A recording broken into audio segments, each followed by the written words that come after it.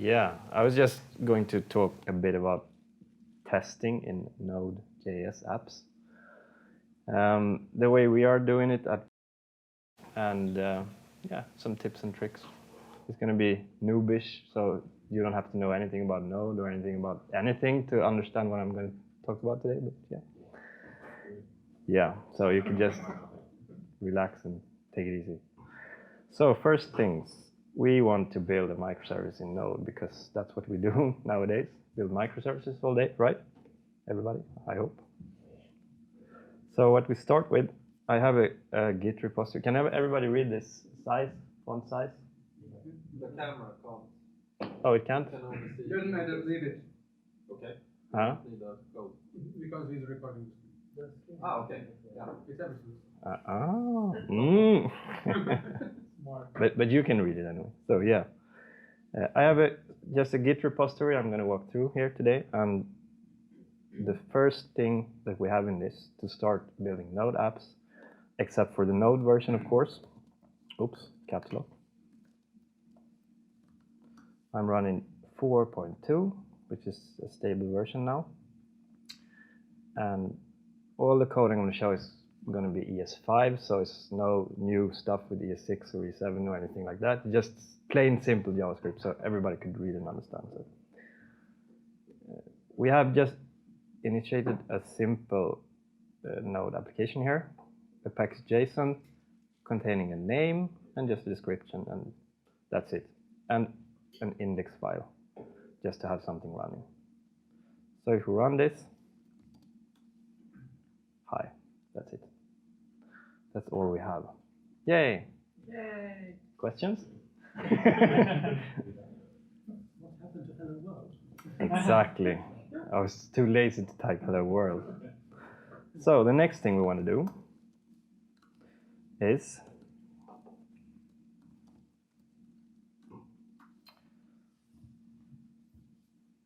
that we want to add a test runner because we want to be able to run our tests and write some tests. Hold on, that background equals dark. Background equals dark? Yeah. What? You can read the text. Oh, you don't like the transparency here? No, dark green on black is kind of bad. No, it's not dark. Oh, it's better on my screen. It's the projector that kind of sucks.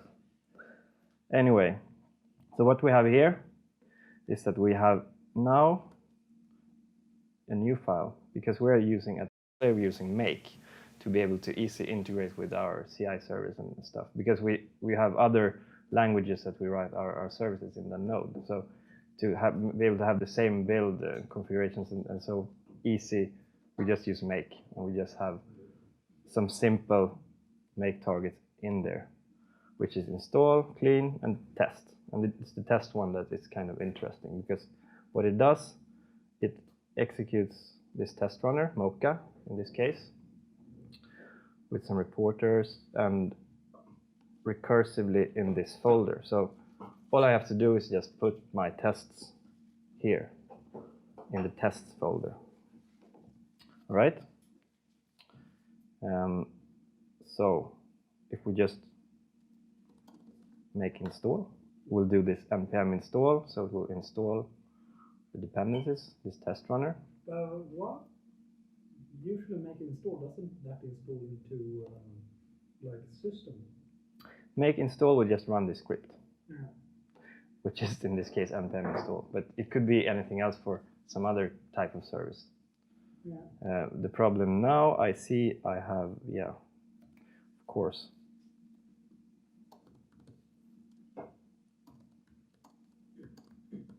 Because we have a private npm registry, which I cannot reach from here. So let's try again. Yeah, now we have installed Mocha. And if we run make test, yeah, we cannot resolve path tests. So we don't have any tests, right? So we're doing this test first, the first example.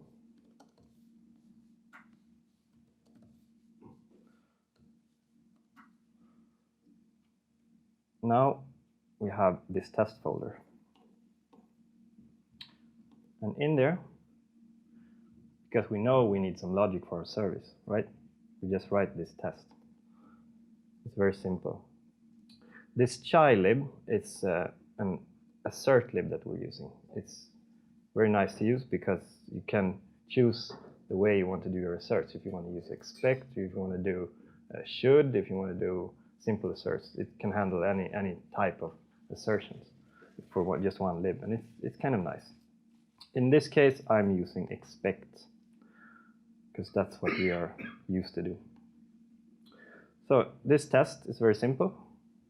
It describes some logic, and this is the module that we're going to require and use to use a unit under test. It should add some stuff. The result, it calls this function do stuff with some text, and we expect the result to be this. So obviously we need to add this to what we're ever going to send in here. So if we run this, we just have to install this assertion lib as well. If we run this, we see that, oh, we don't even have this module.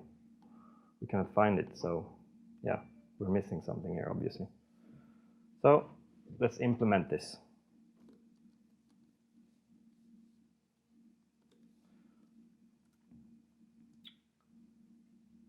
Now we have some logic. Oh, it's empty. So if we have the file, so we can at least find it. And we run this again. Now you see something that's kind of useful. Some logic should add some stuff. It's failing because, oh, do stuff is not a function. We're missing the function. So let's add that. So we export this function, do stuff. I run it again. It's failing because we expected undefined to equal Blahonga stuff. All right. There, I fixed it. Yay. So now our test is green. But I don't think that's what we kind of wanted and expected for now. Stupid developer. Here's another test. So we add another test. It should really add some stuff. If we put in magic, it should get back magic stuff. So, okay. We can now assume that we really need to implement this logic. There, I fixed it again. So this is probably the logic that we wanted from the beginning. So we test-driven this logic from scratch. It's kind of easy. So if we make test, and we can see that both tests are now passing.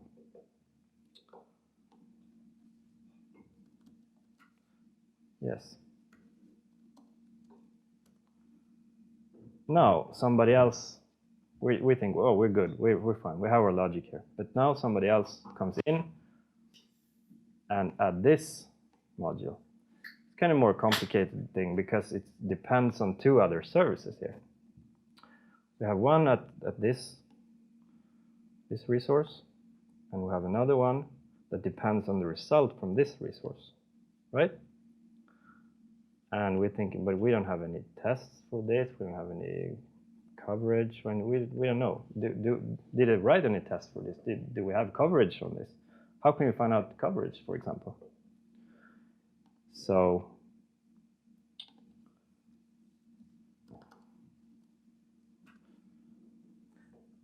what we do now is that we, in package.json, we add another module here called Istanbul. It's a coverage tool that you could just wrap over this other test runner. So you can get easy coverage reports for this. So first, of course, we have to install these. Yeah. And if we see we have made some changes in our makefile, this test target now, we are running this one instead. Node modules Istanbul, CLI.js.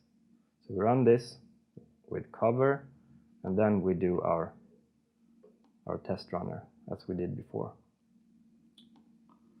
So when we make tests, we're probably going to get some test coverage. there. So we get our tests that passes, and we get a coverage report here that says, oh, we don't have this good coverage. And if we look in our folder structure, we can see that we have a coverage folder that has been generated for us. In here,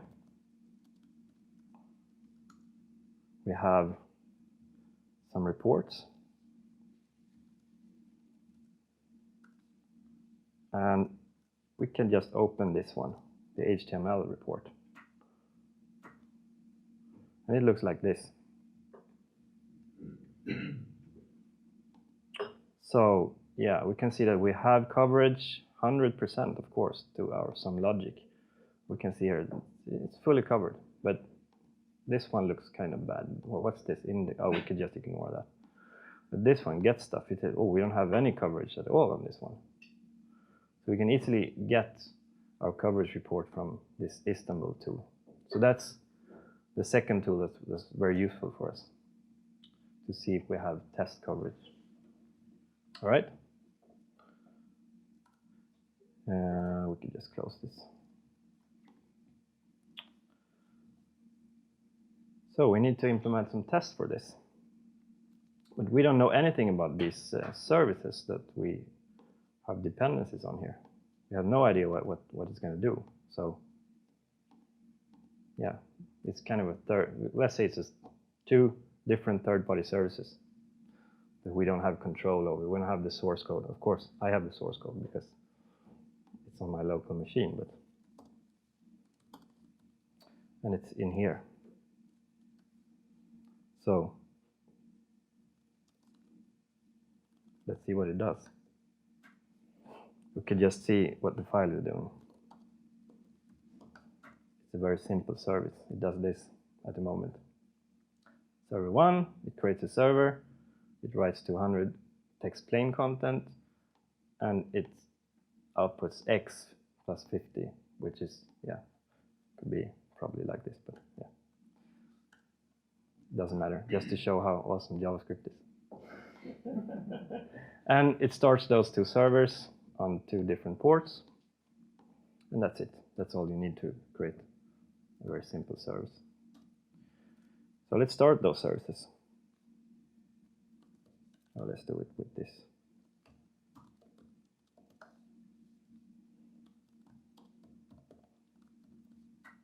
All right.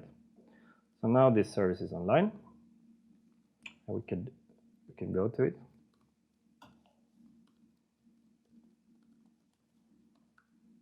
This first one, oh, it returns x50 and some strange, I don't know what, some end of null character maybe. I have no idea what that is, but yeah, that's it. So we have those two. So we know that we can access those anyway. Can you put the a little bit more to the right? Move the terminal To the right. Yeah. This way? Yeah, that's good. Yeah. Maybe a little bit up as well. That's okay? Yeah. All right, cool. So, what do we have? We have this one. So now we have added test for this this new module, get stuff, and we have this expect assertion library. And we have this get stuff that is actually this module here, and we describe get stuff. We put these so we can be able to access those in our assertions here. So services works as expected. So before each test here, we set error to null and result to null, and then we get the stuff with the callback that we set error to the errors and the result to result. And then we're done, because this is how you do it when you do asynchronous testing. You just send in a done callback and you call the done when you're done. That's it. And we expect error to be null. It should not have any error. And we expect the result to, we don't even know that yet. So, because, yeah. We should run this test and see what it does. Yeah. it shouldn't have any error that passed, but it should return what's expected. Yeah, okay. So let's reverse engineer this and just copy it to here, right? That's what I used to do when I don't know what a service should result in.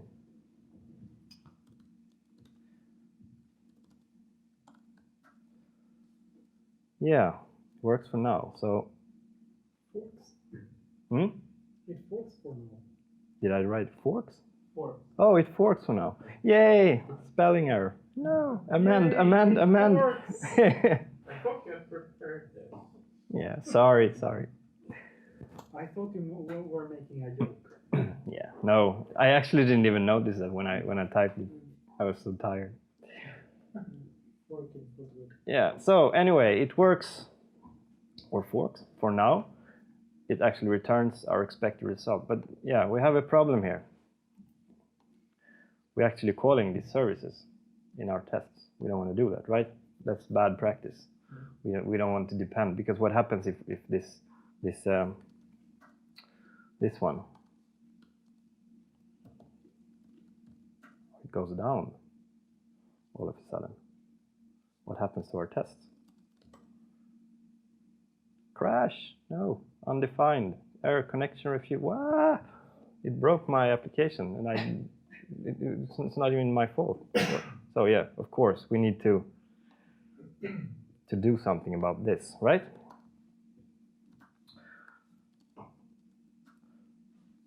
Then we have another tool, our next tool in this stack. It's called Knock.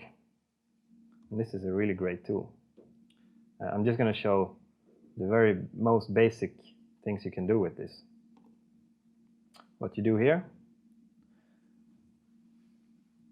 you expect this, you require this this library here, and before each, you just tell Knock that if you request this resource and you try to get this, you reply with that, right?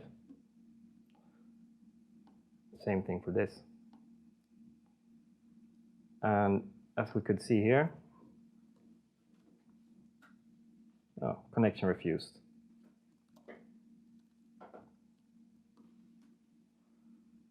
We have to install this Knock, and we do make test.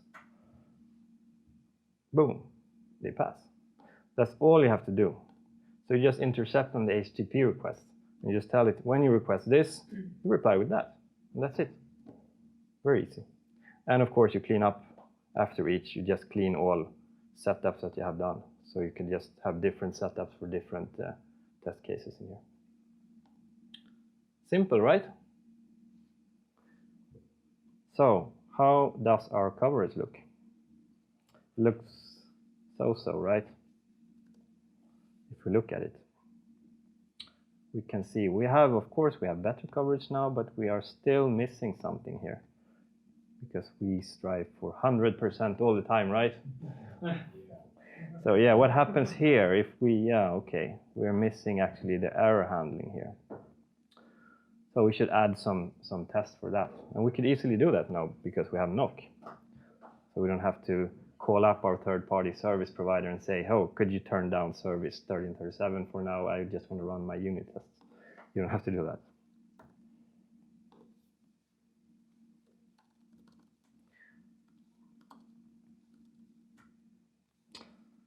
So some refactorings here, because now we are pulling this call out to a separate function, because we're going to reuse this. So we clear the resultant error and we get the stuff.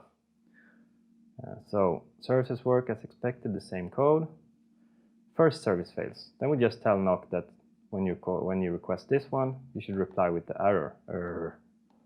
And it should have error from first service, right? We expect error to be instance of error and have property message error. And it should just work. Yeah. So we just emulated a service failure, and we have some test coverage for it. We see how coverage is going up here. All right. So, yeah, we added another case for the second service if it fails. So the first service is okay. The second service fails with Ermagerd. It should have the error from the second service when we call our get stuff.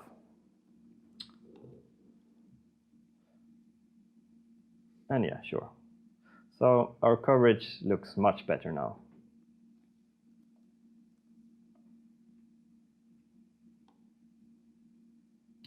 %100% win, right? Yeah, you could also, this is, I forgot to tell you, but this Istanbul tool has configuration here.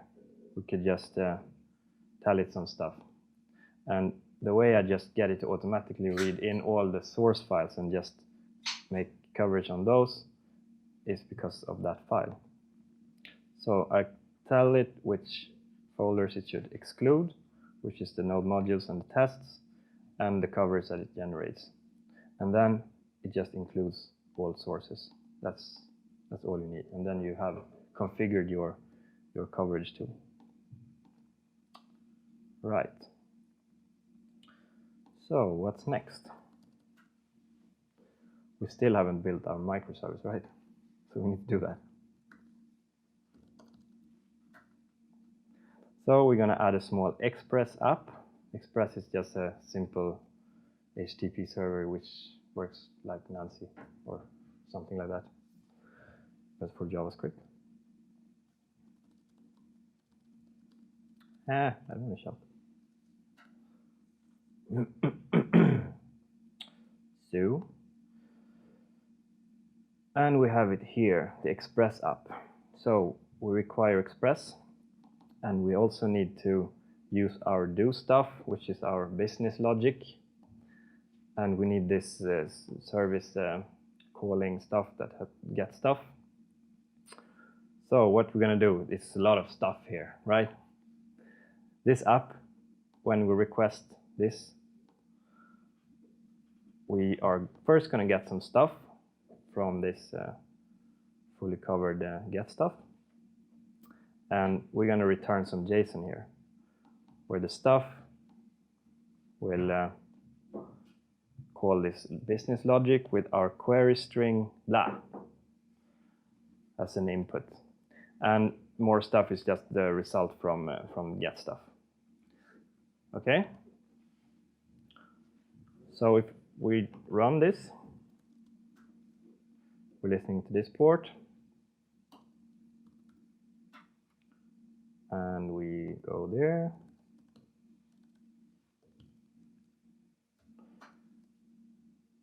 We have undefined stuff here because we didn't have any query string blah ninja stuff. Yeah, it works. The more stuff, it's not there because the services is not up, right? So if we just start this evil service.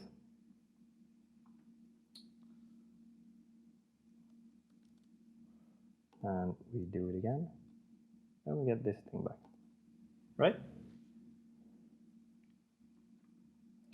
So how do we test this one? We want to do a system test here, right? How can we do that?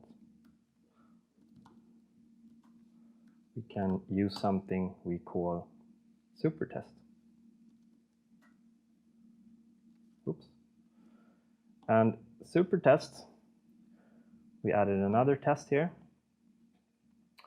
which is uses super test. And super test actually it depends on this Express application that we just created, and we can just put it on the tests like this.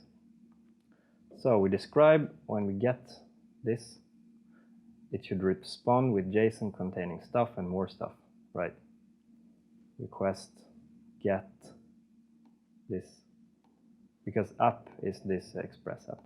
When we get this, we expect content type to be JSON. and we expect it to return 200 with this body. Now we're done. That's what you need, because, and it actually takes this Express app, it starts it up, it fires it up on a random port, and just runs the code as it should. We should just do it in a browser, in a curl call or whatever, right?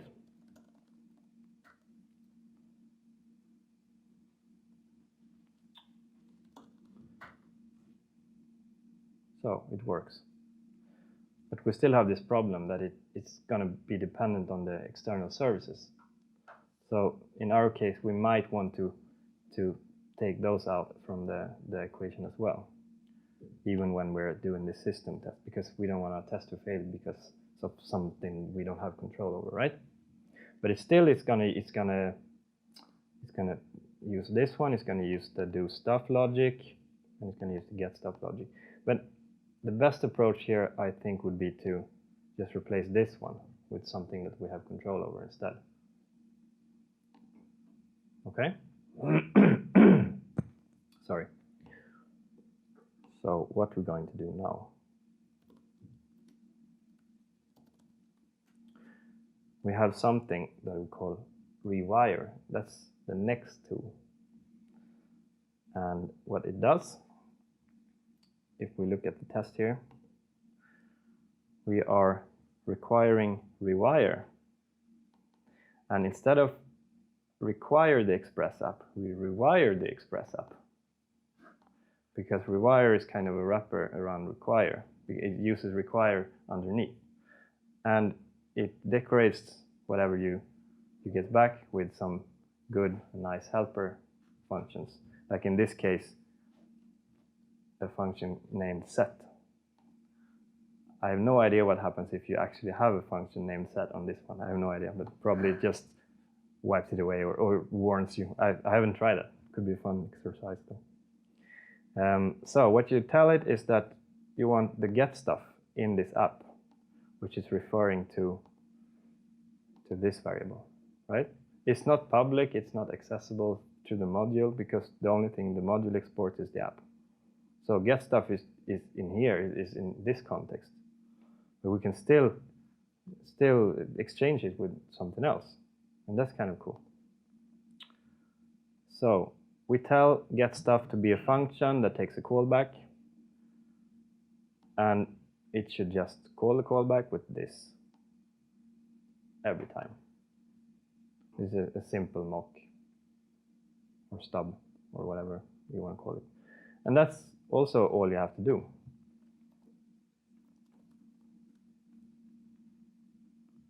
So if we stop our evil service,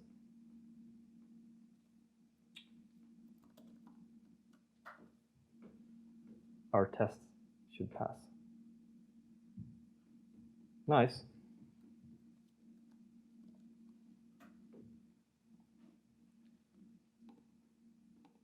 And we have coverage on our Express app as well. So our code is kind of well tested here, right? And yeah, I forgot to show you this index.js. I just exchanged it with a simple startup of this Express app. But I think you understood that. Yeah, that's how we test Express apps. So we kind of combine all those tools. We combine the search and lib, we combine the coverage tool and the knock, which it's kind of powerful because with knock you can also record the sessions. So you can tell it to record and you just run your service in the way you want it to behave, and then it outputs the responses from each HTTP call that your application have made, and you could just save that to a file and just import it and use it as kind of a fixture, which is really nice. Yeah, I think that's what I had. Or did I have a 19? No, it was 18 steps to show how we are working with unit testing and testing of Node applications. All right.